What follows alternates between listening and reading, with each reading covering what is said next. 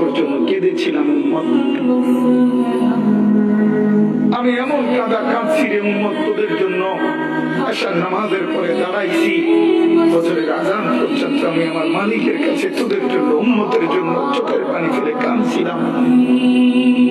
আমার এত চোখের পানি তোর দিল গলাইতে পারলো না। আমি তাইফের পাথরের আঘাতে আমার পিঠটা চালনির মতো ছিদ্র ছিদ্র হয়ে গেছে রক্তে।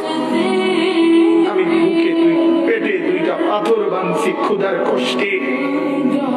আমি উহুদের দান শহীদ করা রক্তে উহুদের ময়দানে পড়েছিলাম বেহুশ হয়ে। আমার ঘরের চুলায় 3 মাস রান্নার জন্য কোনোদিন চুলায় আগুন জ্বলে নাই।